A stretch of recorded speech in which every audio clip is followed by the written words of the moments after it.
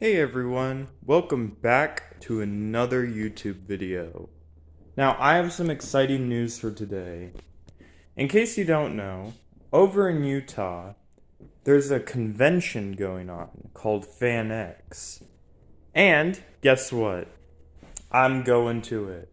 As you can see, I'm dressed for the occasion. I got my really cool suitcase over here. It's pretty cool because you can, like, oh, oops. You can, like, move it forward and backwards. And yeah, overall, I'm super excited because I've never actually been to a convention before. So this is going to be my first ever one. So let's hope it goes well. Anyways, I don't know if I'll have any, like, footage of, like, the drive-by there. So most likely the next cut will be when I'm at FanX or in the hotel. But we'll see. Anyways, goodbye for now.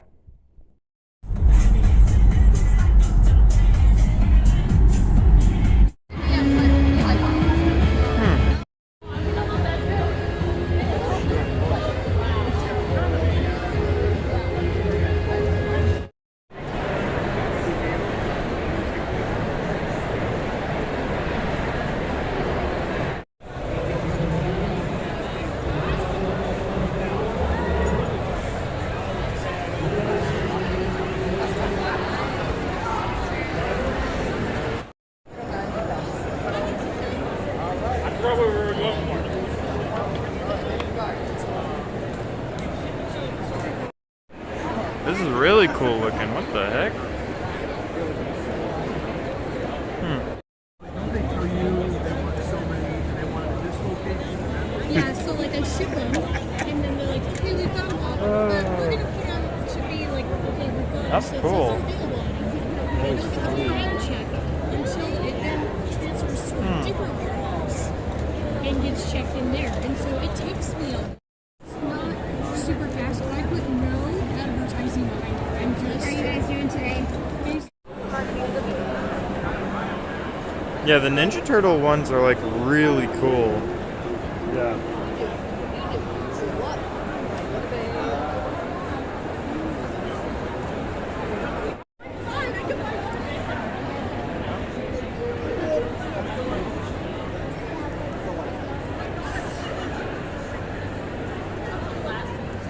My cousin.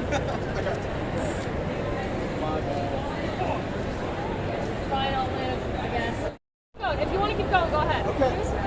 Bye. I like that. That one right there.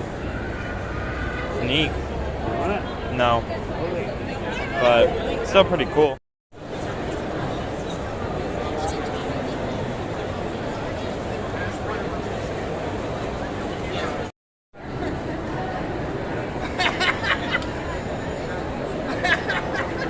I like how colorful these are. You guys are light reflecting off of the stuff.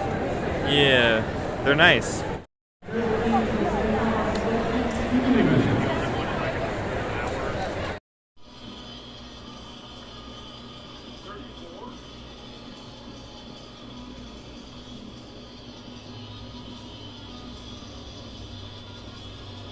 Another member of your family, the TNT champion, the Protostar Clown.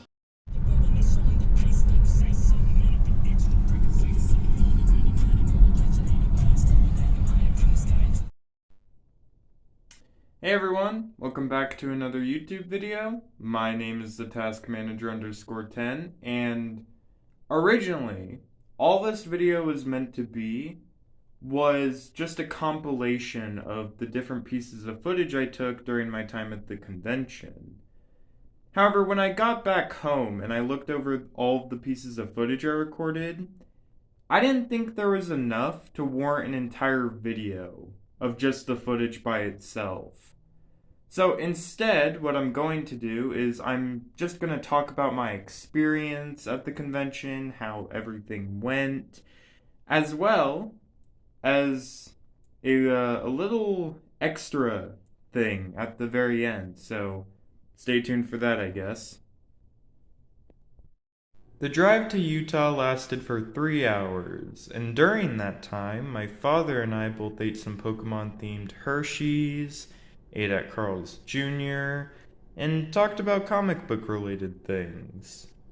When we got to the hotel that we would be staying at, we of course had to check in, but we had to wait in a line before we could. At the front of the line was this elderly woman who seemed to be checking out, and behind her were these two very strange people. There was a man and either his girlfriend or wife, I'm gonna assume it was his wife, and I remember him grabbing her by the side of the head and whispering something in her ear. She didn't seem offended by it, and right before she left, she bent down and told the dude to smack her ass before then saying something to Father and I don't remember what she said to us. When we got to our hotel room, we didn't spend much time. We mainly just put our belongings in the places they needed to be and left for the convention.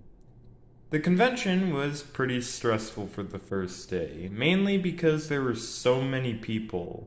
I don't usually enjoy being around a big crowd, so when Father and I entered the building and saw a massive crowd, saying that I was worried would be an understatement.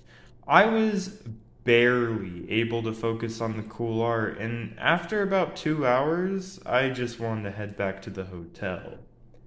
The second day was significantly better though, since I now had an idea of what to expect. I also had a goal in mind, to actually try and enjoy the convention to the best of my ability.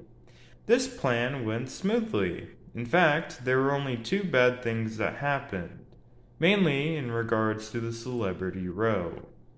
For context, there were 2 specific people that I wanted to meet, and those 2 were Jason Griffin and Brandon Rogers. When I got into the line to meet Jason Griffin, the first thing I noticed was the amount of Sonic the Hedgehog fan art on the counter. At first, I thought they were drawn by the man himself. But then I saw a person next to him, which led me to believe maybe she was the one who made the art. When I got far enough through the line to talk to her, I asked her about it, in which she responded that they were commissioned by Mr. Griffin over the years. Apparently, she was a celebrity manager, which I didn't even know was a thing, so that was interesting to learn about. When I walked up to the man himself, things didn't go as well as I would have hoped. We greeted each other, and he asked me what state I was from, and when I told him, he brought up how a lot of people were coming from my state, which I found to be interesting. What I also found to be interesting were the King Ice Supersonic and Super Shadow necklaces he was wearing. I decided to ask where he got them from, in which he responded that a fan gave them to him. That's when the worst thing happened. We stared at each other for 1 second, and that 1 second was a second too long. It was so awkward, and I tried thinking of something to say, but couldn't. So I told him to have a nice day and left. It honestly makes me kind of sad, because this was the guy who has said some of the most iconic Sonic lines. So embarrassing myself like that,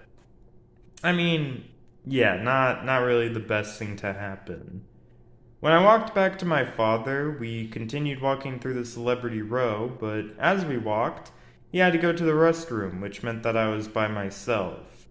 I thought that this was perfect, since now I could meet Brandon Rogers. But when I walked over to his booth and looked, he wasn't there. So instead, I decided to go meet a different person, that person being Richard Horvitz. Since my first encounter with a celebrity didn't go so well, I thought this one would be a lot better. And it was, but what made it sucky was the line. The problem with the line wasn't that it was too long, no, it was how it was structured. I don't know how to properly explain it without showing you, and since I didn't take a picture, I instead made this piece of art. This art doesn't depict the exact layout, but it should still get my point across. As you can see, the line starts here, and you'd think that it would continue until it got to the end of the booth. But as you can also see, there's a giant hole or like gap in the middle of it. Now, I assume the reason as to why this was done was so people could traverse easier. Like, you have these people waiting in line, so instead of having to go around them, you could just go through them. However, I did not know this, so when I went to go meet Richard Horvitz, I started here instead of at the actual start. So I essentially cutted in front of a lot of people accidentally, which prompted this one person to yell "boy" at me to try and get my attention. And at first, I didn't think it was for me, because one thing I hate is when I think someone's trying to like get my attention and it turns out they're not. So just to be safe, although I heard them, I didn't react. Then I heard it a second time, but to kind of make it seem like maybe I was listening, like I did hear them, I turned to my right, but again, I didn't want to actually turn around just in case they weren't talking to me. But after hearing it a third time, I turned around, and there was this person who asked me if I was waiting in line. When I told her that I was, she simply pointed to the back of the line and simply said, "Back of the line." So, and like, I gotta be honest, it kind of made me a little embarrassed, especially because her tone was so like authoritative. She was like, "Back of the line." Like, ugh. I'm sure she's a nice person, but yeah, anyways, yeah, I walked to the back of the line, a little embarrassed, but I'm sure it's an honest mistake. I'm sure people have done it before. In fact, I'm so sure because when I actually made it to this part of the line, like officially made it to this part of the line without having to cut in front of people, there was like this security dude who walked up, who walked up to me and was like, "Hey, did you just like arrive?" And I'm like, "No, I came from," actually, no, he asked me if I came from this part of the line, and I said, "Yeah." And he's like, "Oh, okay." And he let me continue. So, yeah, I'm sure he's encountered people who accidentally start here. But yeah, that's basically it for this weird line. After properly wading through the line, I interacted with another celebrity manager who was just as nice as the first one. I told her that I was simply going to say hi and leave, and for the most part, that's basically what I did. I walked up to Richard, said hi to him, he said hi back. I told him that I didn't have anything for him to sign and that he was the cool dude. Then I left. So, despite the celebrity row not going as well as I would have hoped, the rest of my experience was a lot better. I got to look at the cool art, and I even saw this really cool looking Super Saiyan 4 Broly figure, which I think you saw earlier in this video. I think I recorded footage of it. I wanted to buy it, but it cost $160, and I only brought $130 with me. Father said that he would pay the extra $30, but I didn't want to waste so much money on a figure that I wouldn't really do anything with afterwards. So instead, I used my money to buy something not only cheaper, but a lot more fun to use. That being a gun. So I got this from a person who was selling different like fictional weapons, like replicas of them. And, there are some like staffs, swords, things you'd expect of fictional weapons. But the guns are what caught my attention the most. Now, when I actually looked at the different guns, I knew I wanted one, but I couldn't think of which one I actually wanted. I was thinking maybe some Helldivers guns, because they did have those. The person selling them, she did actually have those. But they were like $80-something, and I wanted something a little cheaper. That's when I found this beauty. And I think it was like 20, maybe 40 something. I'm not entirely, I can't remember. I'm gonna have to ask my dad later. But yeah, honestly, I don't really care for Deadpool like at all. But I am really glad I got this gun because it is fun to hold. Freaking love it. Just feels so good. I will admit, I am a little sad that you can't pull the trigger, and there also isn't really a barrel. But yeah, the lady who made this, at least I assume she made it. I'm actually not sure. She could have just gotten these from online somewhere, but I'm pretty sure the lady at the stand made all of the guns, which if she did, good job. These are pretty good. But anyways, yeah, I mean it's just pretty cool. We got, it says Deadpool's gun with I think an R. Is that an R? I think. Of course, the Deadpool logo. Same thing on the other side. And here it says, oh wait, here it says this end toward enemy. Desert Eagle pistol. Magnum Research Inc. Pillager. I assume Montana, USA. So yeah, overall pretty cool. Really like this gun. You might actually see this gun in like future videos, who knows. But yeah. That's going to be it for today's video. Except, actually, no it's not. Because I have I have two surprises for you all. However, I'm not going to reveal what they are. I want to have them be revealed in the next cut where I actually show them off. I will tell you this though, they are shirts, both of them, and I did not get them at the convention. My parents actually got me them, and initially I was going to make their unboxing, like I was going to make an unboxing video of the shirts and have it be its own separate thing. But when I went to Utah and I got to the hotel, I had the idea to to attach the unboxing to this video. And for the first shirt, I did actually record a video where I unboxed it, but I wasn't a big fan of how it turned out.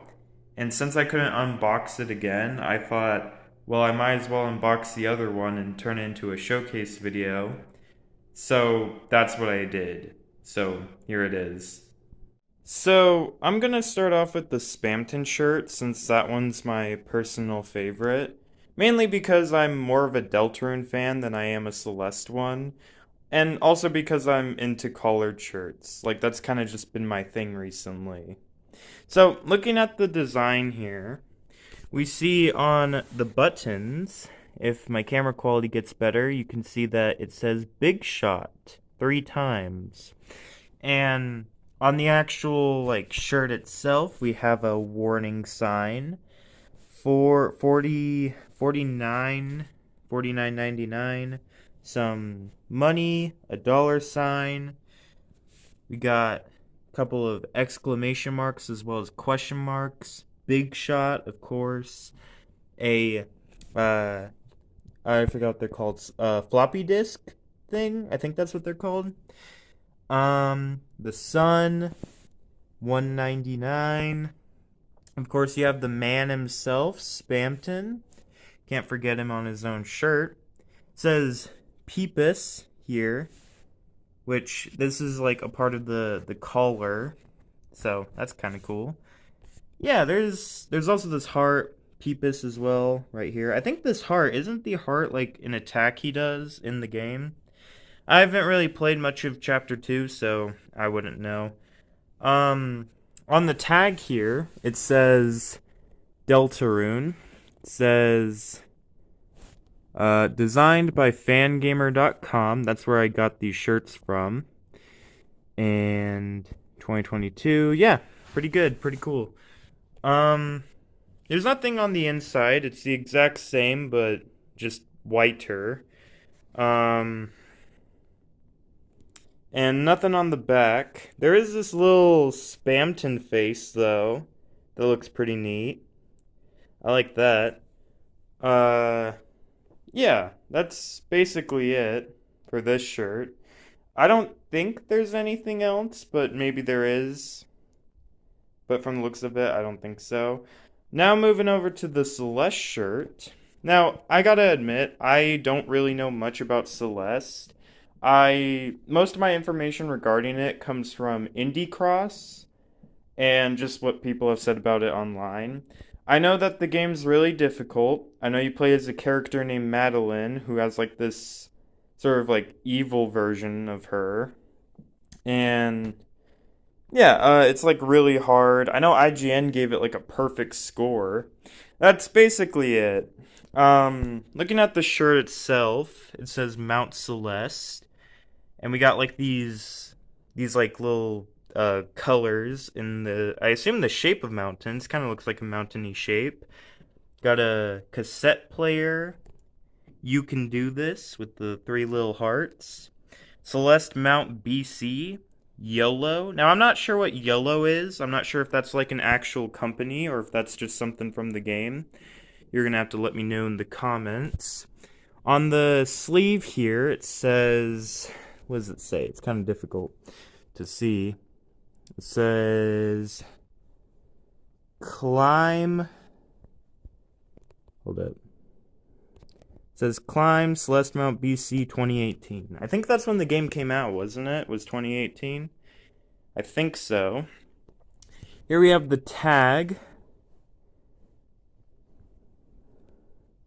Designed by Fangamer, extremely okay games. I assume that's the people who made it. Yeah, pretty cool. I honestly really like it. I think both of these shirts are really cool. Originally I was planning on making a segment of this video where I talk about how I discovered these shirts. But in all honesty, I think I would rather make that like its own separate video. I think that would be better. However, okay, so before I end this segment, I actually want to go over one more thing. That being these. So let me take them out of their packaging real quick. Alright, we're back on the stairway again. So I opened up the thing. So first, I want to show off this pin. So this came with the Deltarune Spamton shirt, and it's pretty cool. I think it's like in the design of a penny, and it says Cromer pin. Not sure what like a Cromer pin is, if I gotta be honest. On the back, it says Deltarune, Toby Fox 2018 to 2021, all rights reserved. Made in China. Warning, small parts, choking hazard. You can't even really read this because of my camera quality. Designed by Fangamer. Yeah, pretty neat, I gotta be honest with you. It's, I really like this. I don't know if I'm actually gonna use this, like if I'm gonna, maybe I could add it to my Spamton shirt, I'm not entirely sure, but yeah, it's just a nice little quality pin. I like it. It says, I forgot to mention, it says on the pin, #1 rated salesman. 1997. Absolutely beautiful. Now, this next one, this came with my Celeste shirt, and it's a sticker, I think. Yeah, I'm pretty sure this is a sticker. Has those 3 hearts again, Celeste Mountain. Now, I gotta be honest, again, as I've stated already, I don't know much about Celeste. So, can anyone in the comments let me know what, like, these 3 colors mean? Like blue, pink, and yellow. Do they have any significance? I assume they do, but I really don't know. So, yeah. Maybe I could do some research later, but I have more work to do, so probably not. Yeah, this next thing, this I think came with the Spamton shirt, but it also could have just, I don't know, it could have came with just this little packet thing here. But it's like a little clay, it's a cute little clay thing of like Undertale characters. It's honestly really, it's adorable, honestly. I love it. On the back, it says Undertale, you cannot give up just yet. Stay determined. Fangamer, quality design, fangamer.com. Collection number 33, spring 2025. Crispy Boat. I assume that's the person who made the little clay thing here. So good job with that. You can follow their socials, Instagram, Twitter, Crispy Boat. Yeah, pretty cool. And the only other thing in here, like in the packet, is just this little, I guess, brochure. It's not really a brochure, but it like has, hold on. Yeah, if you open it up, it like opens up to multiple pages, kind of like a brochure, kind of. That is, I'm saying that right. I think. Am I? Because like a brochure is the things that open into multiple pages. Like it's not just you turn one page, you turn the other. No, it's like 4 different things, like how this is. Like I'm not being stupid, right? I might be being stupid. Anyways, but yeah, basically it's just to advertise like different pieces of merch and stuff. It's pretty cool. I like it. Yeah. Neat. I like this sleeping mask. I think that's cool. Anyways, yeah, that's pretty much it for this. So, yeah.